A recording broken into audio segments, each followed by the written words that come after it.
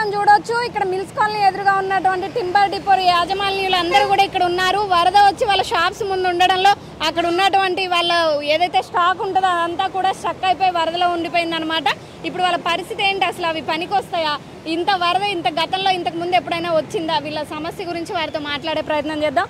అన్న చెప్పండి, అసలు ఇంతకు ముందు ఎప్పుడైనా ఇట్లా వరద వచ్చేదా ఇక్కడికి? గత 4-5 సంవత్సరాల నుంచి ఇదే పరిస్థితి మేడం.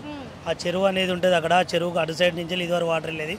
అటు ఆ రోడ్డు క్లోజ్ చేయడం వల్ల వాటర్ అనేది ఇది దింపిన కానించి ఏదైతే డివైడర్ కట్ చేసిందో అప్పటి నుంచి డైరెక్ట్ వాటర్ మా షాప్లోకి వస్తున్నాయి. చెక్కలు, దర్వాజాలు, మెయిన్ ఈ డివైడర్ వల్ల మీకు ఇటు నుంచి ఇబ్బంది. డివైడర్ వల్ల ఈ వాటర్ వచ్చేసి ప్రతి సంవత్సరం ఇదే సమస్య మేడం. 4-5 సంవత్సరాల నుంచి ఒక వారం రోజులు మా షాపు వానకాలం వచ్చిందంటే భయంతో. 4 సంవత్సరాల క్రితం ఇట్లా ఉండకపోయేదా? పరిస్థితి లేదు మేడం. 4 సంవత్సరాల వచ్చింది. అప్పటి నుండి ఇది అన్ని కొట్టుకపోటు చెక్కలు అన్ని చాలా దర్వాజాలు, తలుపులు అలా లక్షలు విలువ చేసే మెటీరియల్ ఉన్నాయి మేడం. అన్ని టేకు చెక్కలు ఇట్లా కస్టమర్లు, అవి కూడా మావి కాదు, కస్టమర్లే. వాళ్ళతోటి చాలా ఇబ్బంది ఉన్నది. ఇప్పుడు వాళ్ళతోటి మాకు ఆర్డర్ ఇచ్చి డెలివరీకి సిద్ధంగా ఉన్నాయి కూడా ఉంటాయి కదా. డెలివరీ రేపు ఈ రోజు ఒక 4 సెట్లు కూడా డెలివరీ ఇచ్చేటి ఉండే. అవి వాళ్ళ గృహప్రవేశం ఉన్నాయి, అందరు ఉన్నాయి, కస్టమర్ తోటి ఉన్నాయి. ప్రతి సంవత్సరం దీన్ని శాశ్వత పరిష్కారం అనేది చేయవలసిందిగా గవర్నమెంట్ మేము. అసలు ఇక్కడ డ్రైనేజ్ సిస్టమ్ నార్మల్ డేస్ లో ఎట్లుంటది, ఇక్కడ కరెక్ట్ అనే అది డ్రైనేజ్ ఉండుంటే ఈ ప్రాబ్లం ఉండేది కాదు కదా. నీళ్ళన్ని డ్రైనేజ్ లో నుంచి వెళ్ళిపోయేది. డ్రైనేజ్ ఉంది కానీ అయినా డ్రైనేజ్ మించిన ఫ్లోటింగ్ అనేది ఉండడం వల్ల ఈ సమస్య. దీనికి శాశ్వత పరిష్కారం చూపాలని గవర్నమెంట్ మేము కోరుకుంటున్నాం. ఖచ్చితంగా నష్టం జరిగే ఉంటది, ఇవన్నీ తడిచిపోయి ఉంటాయి కదా మేడం. 100% షాపులు అన్ని కొట్టుకపోయినాయి, అన్ని చెక్కలు, దర్వాజాలు చాలా వరకు కొట్టుకపోయినాయి మేడం. ఉన్నాయన్నా బయటికి తీసుకెళ్దామని వచ్చారా ఇక్కడికి? మేము అన్ని తీసి అందులో వేసుకున్నాం మేడం.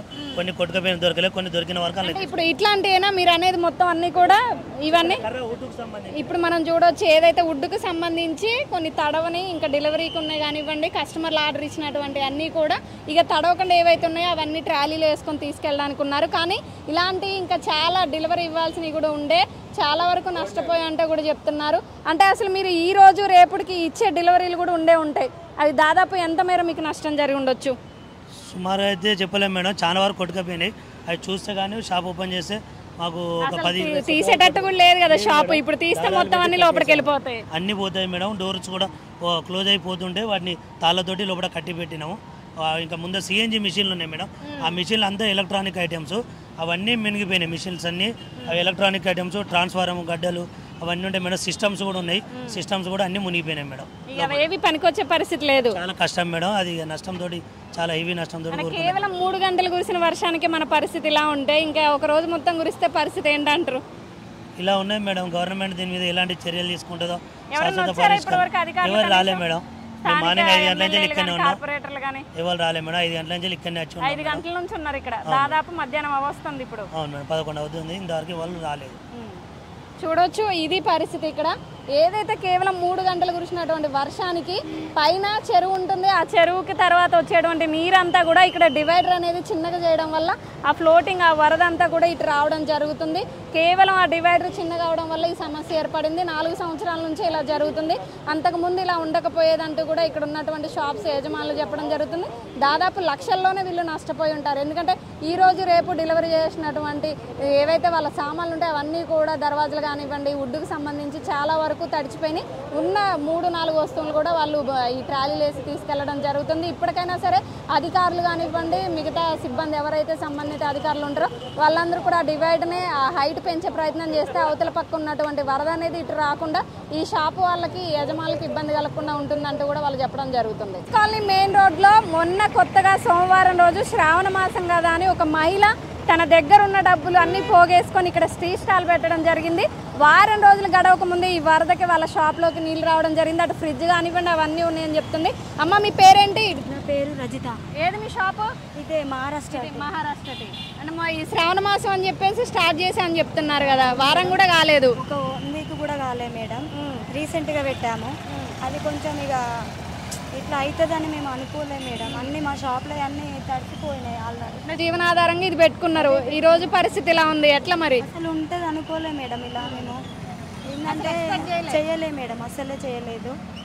ఇట్లా అవుతుందని మేము అనుకోలేదు. వెళ్ళినా కానీ మేము ఎక్కడ ఇక పని చేసుకొని రెక్కల కష్టం చేసి ఇక అంతా వాళ్ళకి ఎందుకు పెట్టడము, ఉన్నదో లేదో సొమ్ము అదో ఇదో అమ్మేసి ఇక్కడ షాప్ పెట్టుకున్నాం మేడం. ఎంత అయిందమ్మా మీకు ఖర్చు? మొత్తం 4 lakhs వరకైనా ఎంత కూడబెట్టి పెట్టేసాము. గోల్డ్ ఇంకా ఉండే ల్యాండ్ ఇట్లా. ఎంతమంది పిల్లలు? 2, ఒక పాప ఒక బాబు.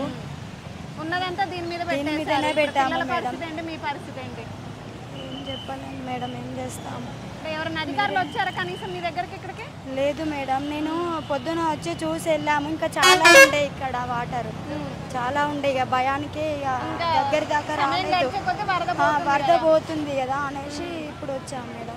అంటే లోపల ఫ్రిడ్జ్ అవన్నీ ఉన్నాయా? ఫ్రిడ్జ్ 2 ఫ్రిడ్జ్లు ఉన్నాయి, ఇంకా అన్ని గ్యాస్ అన్నీ ఉన్నాయి మేడం. అంటే చెప్పుకోవడానికి కూడా అవ్వట్లేదు ఆమె బాధ ఏంటంటే ఉన్న డబ్బులన్నీ పోగేసి పిల్లల్ని పెంచుకోవడానికి జీవనాధారంగా వీళ్ళు టీ స్టాల్ పెట్టుకోవడం జరిగింది. కనీసం వారం రోజులు గడవక ముందే ఈ టీ స్టాల్ పరిస్థితి ఇది. మెయిన్ రోడ్డు మీద ఉంటే కనీసం పబ్లిక్ దగ్గరకు వస్తారు, వాళ్ళు వస్తే వాళ్ళకి కనీసం మనం పెట్టుకోవడానికి నడుస్తుందని చెప్పి టీ స్టాల్ అనేది ఇక్కడ మెయిన్ రోడ్డు మీద పెట్టుకుంటే మెయిన్ రోడ్డు దగ్గర ఉన్నటువంటి పరిస్థితి ఇది మనం చూడొచ్చు. మరీ దారుణంగా కనీసం డ్రైనేజ్ సిస్టమ్ అనేది లేకనే కదా ఇదంతా జరుగుతుంది. ఇలాంటి నిరుపేదలు రూపాయి కూడేసుకొని వాళ్ళ జీవనాధారంగా ఇలాంటివి పెట్టుకుంటుంటే ఇవి కూడా నష్టపోయారు. ఇప్పుడు 4 లక్షల మేర వీళ్ళకి నష్టం. ఇప్పుడు వీళ్ళ పరిస్థితి ఏంటి, పిల్లల పరిస్థితి ఏంటి? అదేనా మీ బాధ ఇప్పుడు? మేడం అదే మేడం, నేను ఉన్న సొమ్మంతా ఇది అదే ఇంకా కొంచెం అప్పు కూడా వేసి పెట్టాల్సి వచ్చింది మేడం. అవి కూడా సరిపోక